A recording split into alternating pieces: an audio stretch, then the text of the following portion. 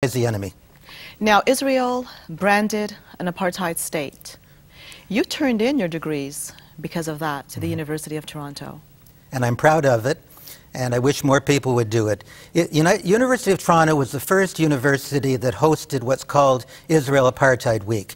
Sounds like it's some kind of conference or educational thing. A university should have certain standards. If I wanted to sponsor something that said all professors are fascists, they wouldn't stop me because they were worried about I'm going to convince everybody that professors are fascists. They would stop me because it doesn't meet their standards. And the hate fest called Israel Apartheid Week is nonsense. Okay, there's no question. Israel's wall and checkpoints were done as a reaction to suicide bombings and the slaughter of children and old people in restaurants and trains and buses, and to equate that to a system of institutionalized separation of races in a country where Arabs serve in Parliament, on the Supreme Court, as ambassadors.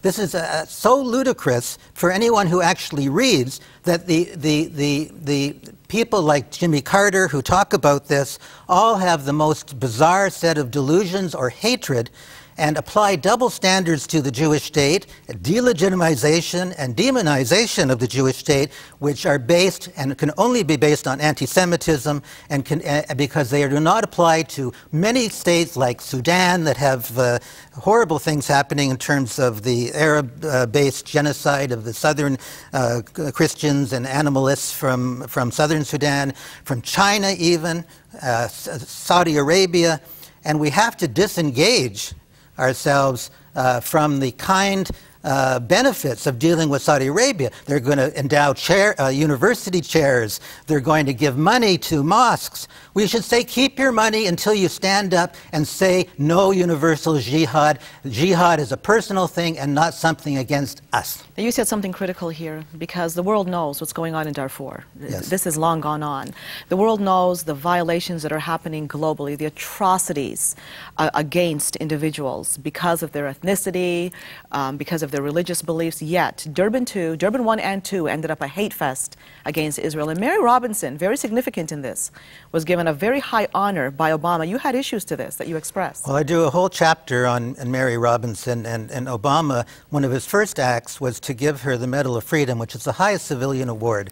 And Mary Robinson, to make a long story short, she took the Durban conference, which was supposed to be about anti-racism, and was supposed to have a significant component of it dealing with the apology to Africa by the states, including America, that took slaves.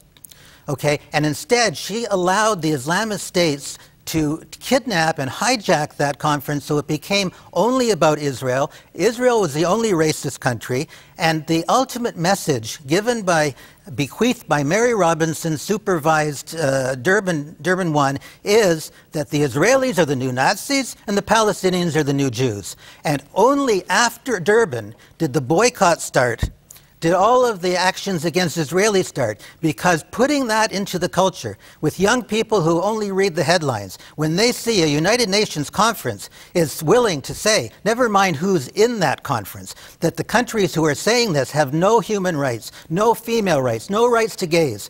I came back from Israel, and gays can serve openly in the Israeli army. Yes, they can't do that in the United States. It's don't ask, don't tell. Palestinian gays run for their life into Israel on the streets of Tel Aviv. You see them in the film festival that they had in Toronto, where they were featuring films of Tel Aviv, and people boycotted this. And one gay professor told his movie out. There was a film in there that was about a love affair between a gay Palestinian and a gay Jew. This is what they're boycotting. But then there's a movement that I was surprised at the retaliation this movement received here in conservative Canada. And when I say conservative Canada, I'm not talking party politics here. I'm talking Canada tends to be very conservative in its approach. There's a group called Queers Against Israel Apartheid. And it's ironic because gays are accepted in Israel, yet they would be killed mercilessly and these other types of countries. It makes you wonder what is going on. Now, before we continue, David on line 4. Hi, David. You're on the line. Yeah, hi.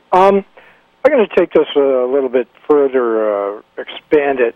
Quebec is the only true Canadian country left in Canada because it runs its own agenda.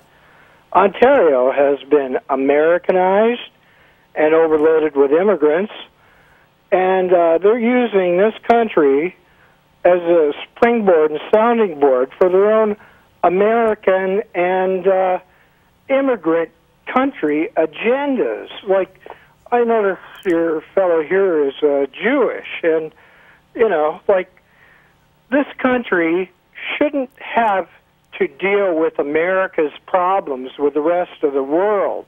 David, I have to ask you this. You must be aware of the Toronto 18, right? Yeah. Now, we have our own issues here in Canada, and once again, we did a whole program on moderate Islam. We featured Tariq Fatah, Farzana Hassan, and Raheel Raza, wonderfully brave individuals speaking out against radical Islam. But one thing that has been clear is we have our own fair share of problems to deal with here in Canada when it comes to this force. And to say that we're taking on America's problems, I'm not certain about this. Are we? I mean, America typically has had I mean, again, this is the argument, has had the protective means, the weaponry. We know the state of Canada's defenses. And sometimes I'm asking you, I do wonder if we did not have Big Brother USA looking after us from that point of view, what would we have been? I mean, let's be honest here. America's problems are our problems. We've tended to have more of a multicultural ethic, yes, but America has caught up to us.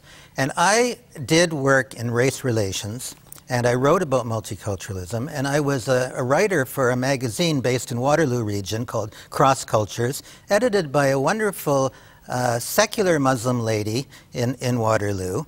And I had clients when I was a lawyer who were very religious Muslims. We got along very, very well. They did their prayers in my office when it was coming to supper time and they hadn't done their prayers. Their children, however, went to universities where they joined Muslim Students Association and got the line from the Muslim Brotherhood.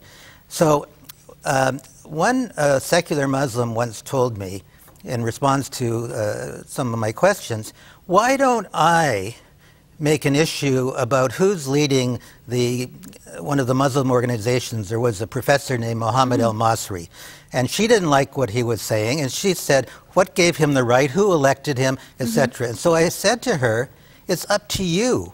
It's up to Muslims to take personal responsibility for what's being said in their name. And if you don't take personal responsibility, okay, then you're consenting to what's being said in your name. So to all my Muslim friends, please speak out and say, if you're opposed to universal jihad, then talk about it. Then talk about it. And otherwise, you get people who have serious concerns about who your sympathies lie with. And in America today, with Obama, whose very first action was to go to Egypt, and he was comparing, doing moral equivalency between the Muslim world and America. America, with its history of commitment to fundamental freedoms and justice, which has not always been unblemished. They had the slave trade and everything else. But, he said, you Muslims have the same tradition of tolerance and justice as we do. And everyone knows that in most of these countries there's no proper justice system. There's no tolerance. I cannot go into Egypt as a Jew. Okay, Jews and Christians, Coptic Christians in Egypt are under mammoth threat. Howard, I must go for a break now, so hold that thought. But there's something I want to come back to. Something, I hope your name was David. If I've got that wrong, I apologize. But I think it was something David mentioned, and it's very critical what he said. We want to discuss it more honestly here. He talked about America's problems are not ours, and I know that America gets that blame. For example, decisions that are made in the Middle East, decisions about going into Iraq and so forth, there are a lot of those that say it was because of America why we have all provoked jihadists to have it in for us, and we're taking on America's problems. Yet there seems to be that lack of recognition that when you look at the Muslims overseas, and I'm talking the radical ones, and I'm making that distinction here, they are killing one another like crazy over there.